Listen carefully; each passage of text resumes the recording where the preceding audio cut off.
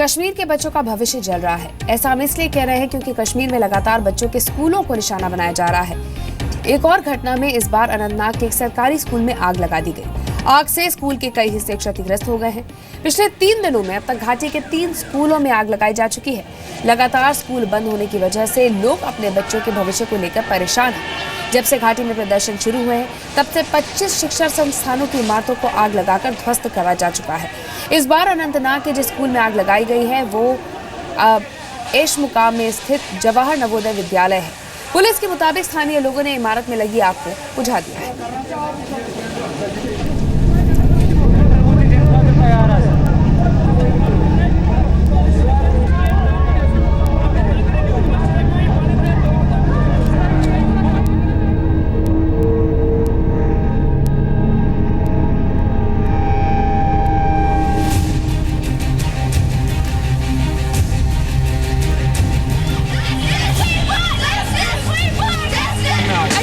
पूरा बंद हो गया है, हमारी पढ़ाई वेस्ट हो रही है। आप ये अनपढ़ बच्चों की एक कौम तैयार करना चाहते हैं।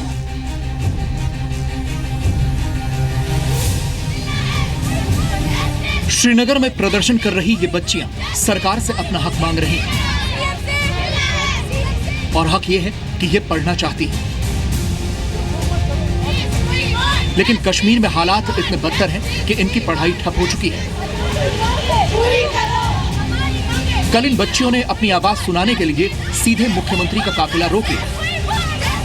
क्यों मैंने रखा जाता है? तो काम ही नहीं करने देते आपको। मैंने तो स्कूटी मैं कहती हूँ हम तो देखिए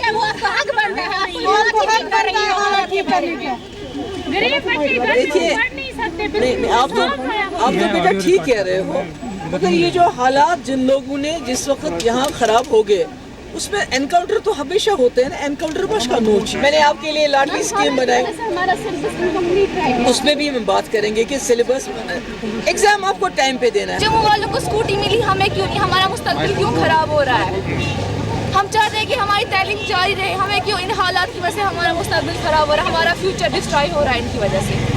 तो क्या प्रॉब्लम अभी एजुकेशन में आ रही है? एजुकेशन सिस्टम पूरा बंद हो गया है, हमें बहुत सी प्रॉब्लम्स हो रही, पढ़ाई नहीं की जा रही, कॉम्पिटिटिव एग्जाम्स हमारे आ गए, हमें बहुत प्रॉब्लम हो रही है इस वजह से। तो अब आप क्या चाहते हैं? हम चाहते हैं हमें जस्टिस मिले, स्कूल्स खुले, कॉलेज खुले, हम पढ़े, हम आगे अपना फ्यूचर बनाएं। बहुत प्रॉब्लम हो रही है, स्कूल ओपन नहीं हो रही जिसकी वजह से हम पढ़ नहीं सकते हैं, ना ट्यूशन जा सकते हैं, ना स्कूल जा सकते हैं। हमारे स्कूल जल्द से जल्द ओपन होने चाहिए। जी बहुत सारी दिक्कतें हो रही है, इसमें भी गरीब बच्चा मर रहा है। ये जो अमीर बच्चे हैं वो अपनी तालीम जारी रखे हैं, उनके पास अपनी गाड़ी है, अपनी गाड़ी में वो ट्यूशन के लिए जाते हैं, मगर यहाँ पे नुकसान जो होता है सिर्फ गरीबों का होता है। 112 दिनों से कश्मीर के 10 लाख से ज्यादा बच्चों ने स्कूल का मुंह नहीं देखा है। बुरहान वानी के एनकाउंटर के बाद बच्चों की पढ़ाई का भी एनकाउंटर हो गया है। ये आतंक प्रेमियों की साजिश है जिसके तहत कश्मीर के बच्चों की पढ़ाई लिखाई रोकने की कोशिश हो रही है। कश्मीर में पिछले 3 महीने में 23 स्कूल जलाए जा चुके हैं। इसकी रखवाली हर एक का फर्ज बनता है कि हम इसकी रखवाली करें सब। तो जहाँ तक दूसरी चीज़ों का ताल्लुक है, पुलिस भी इसमें देख रही है, उसमें FIR लॉन्च हुई हैं, वो भी अपनी सतह पर देख रहे हैं। स्टडीज़ कंप्लीट नहीं हो पा रही है और बहुत सारे स्कूल्स बहुत सारे जलाए गए।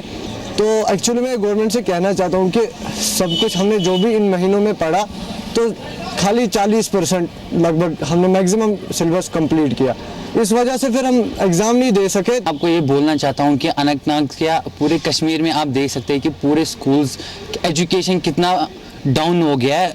हमारा एजुकेशन सिस्टम सिंपली एक तरह से फ्लॉप हो गया है। हमारा कोई ट्यूशन ना हुआ, कोई स्कूलिंग ना हुई, इसलिए हम एग्ज़ाम के काबिल इस टाइम नहीं है। हमारे स्कूल ही जलाए गए, कॉलेज जलाए गए, हम कैसे एग्ज़ाम दे सकते हैं इस टाइम? कश्मीर के 10 लाख बच्चों के लिए स्कूल बेशक बंद हो, लेकिन अलगाववादियों के बच्चों के लिए स्कूल खुले हैं। ये बच्चे भले ही पढ़ाई न कर पा रहे हों, लेकिन अलगाववादियों के बच्चे पढ़ाई भी कर रहे हैं और अपना एग्जाम भी दे रहे हैं। श्रीनगर के एक बड़े प्राइवेट स्कूल ने अपने स्कूल में पढ़ने वाले 573 बच्चों के एग्जाम्स इस इंडोर स्टेडियम में करवाए। इन बच्चों में सैयद अलीशा गिलानी की पोती भी शामिल थी। एक अंग्रेजी अखबार के मुताबिक 1 से 5 अक्टूबर तक गिलानी की पोती की वजह से हाई सिक्योरिटी जोन में एग्जाम करवाए गए। उनके अपने बच्चे बाहर पढ़ते हैं, उनके बच्चे स्विट्ज़रलैंड में, उनके बच्चे मलेशिया में पढ़ते हैं, लेकिन सफ़र जो करता है, मरता जो वो आम कश्मीरी है। ये यहाँ के कश्मीरी लोगों को देखना चाहिए कि हमारे बच्चे कहाँ हैं और उनके बच्चे कहाँ हैं। सिर्फ एक स्कूल जहाँ पे उनके बच्चा या बच्ची पढ़ती है उसको खोला गया है। स्कूल का एडमिनिस्ट्रेशन जिम्मेदार है, वहाँ की सरकार जिम्मेदार है, मुख्यमंत्री और प्रधानमंत्री दोनों जिम्मेदार हैं। ये कैसे मुमकिन है?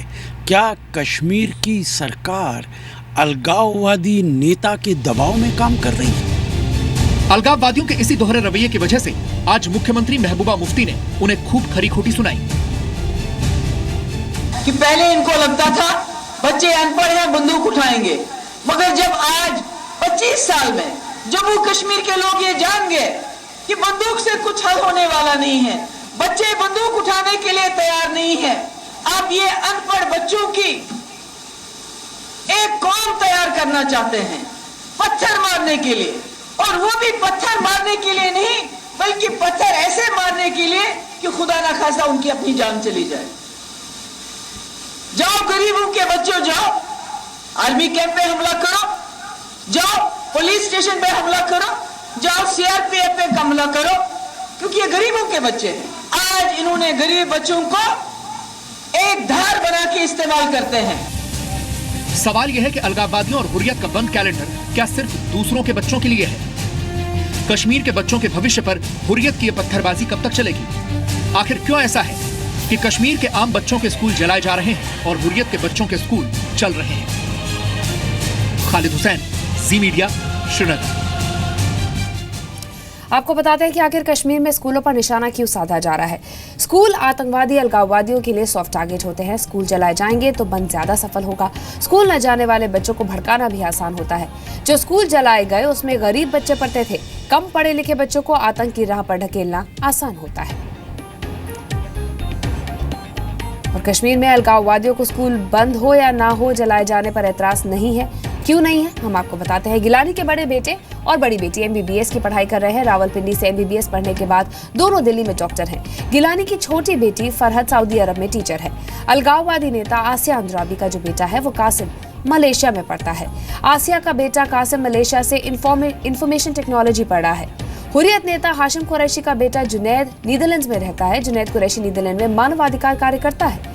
मीरवाइज उमर फारूक की बहन राबिया फारूक अमेरिका में रहती है। अलगाववादी यासीन मलिक की पत्नी, बच्चे सब पाकिस्तान में रहते हैं, तो इन्हें कोई फर्क नहीं पड़ता कि पाकिस्तान में स्कूल जलाए जा रहे हैं या नहीं।